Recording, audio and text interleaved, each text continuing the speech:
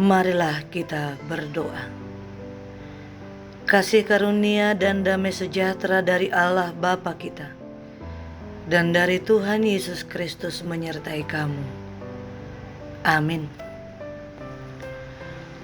Firman Tuhan untuk kita pada hari ini tertulis dalam Kisah Para Rasul 4 ayat 31.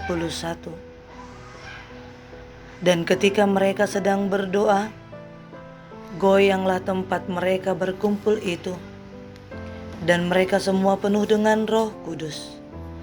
Lalu mereka memberitakan firman Allah dengan berani.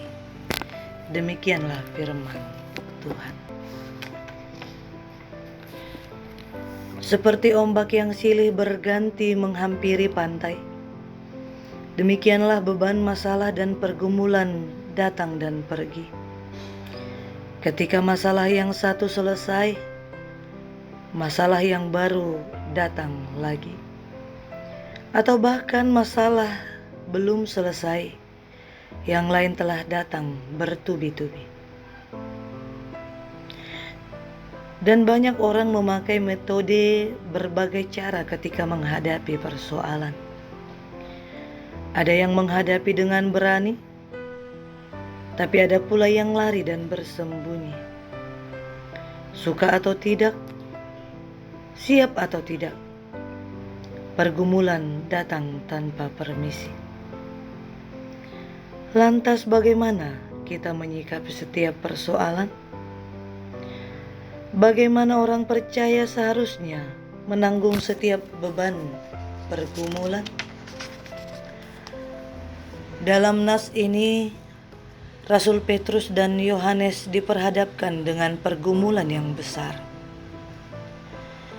Seorang laki-laki yang lumpuh sejak kecil, yang tiap hari diusung ke pintu gerbang indah untuk minta sedekah.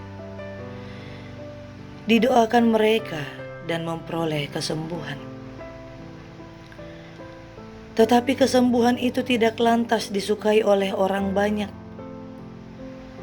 Terlebih ketika mereka tahu mujizat penyembahan itu terjadi di dalam nama Tuhan Yesus Kristus. Banyak orang-orang yang menjadi marah. Bahkan pemimpin-pemimpin Yahudi, tua-tua dan ahli-ahli Taurat mengadakan sidang di Yerusalem.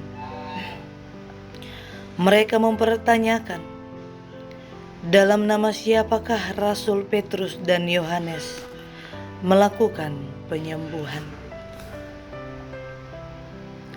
Rasul Petrus dan Yohanes tidak merasa takut. Nyali mereka tidak menjadi ciut, karena mereka tahu bahwa kuasa yang mereka pakai hanyalah di dalam nama Yesus Kristus, yang adalah anak Allah yang sejati. Memang harus demikianlah adanya. Pekerjaan yang tulus itu harus terus didoakan, dan doa yang dipanjatkan harus sungguh-sungguh tulus dikerjakan. Doa orang yang benar, bila dengan yakin didoakan, sangat besar kuasanya. Tertulis dalam Yakobus 5 ayat 16. Dan ketika mereka berdoa, goyanglah tempat mereka berkumpul, dan penuhlah mereka dengan Roh Kudus. Doa yang sejati mengubah ketakutan menjadi berani. Bukankah itu juga terlihat ketika Yesus Kristus berdoa? Yesus Kristus sungguh menghidupi doa. Bahkan ketika akan menghadapi sengsara di Golgota, tak henti-hentinya Yesus berdoa kepada Allah Bapa.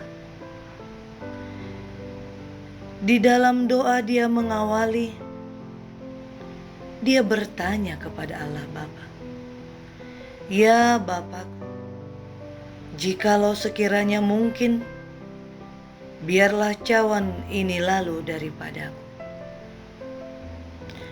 Tetapi doa yang benar harus berserah penuh kepada Allah. Itu sebabnya dalam akhir doa, Tuhan Yesus berkata, "Tetapi janganlah seperti yang ku kehendaki, melainkan seperti yang Engkau kehendaki." Biarlah kiranya doa-doa menguatkan kita menghadapi pergumulan. Kita bukan meminta agar pergumulan itu dihindarkan dan dihilangkan, tetapi kita berdoa. Kita memohon agar diberikan bahu yang kuat, iman yang teguh, hati yang tabah, agar membuat kita berani menghadapi setiap pergumulan. Terus berdoa diibaratkan seperti sepeda yang senantiasa dikayuh. Kita harus terus mengayuh sepeda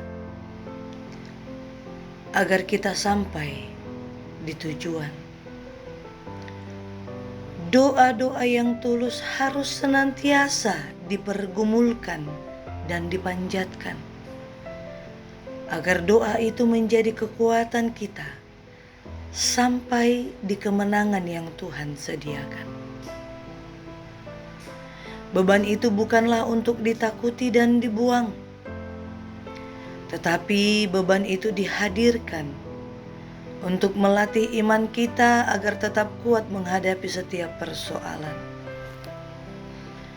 Marilah tetap setia berdoa, karena kita percaya Ia membuat segala sesuatu indah pada waktunya. Amin.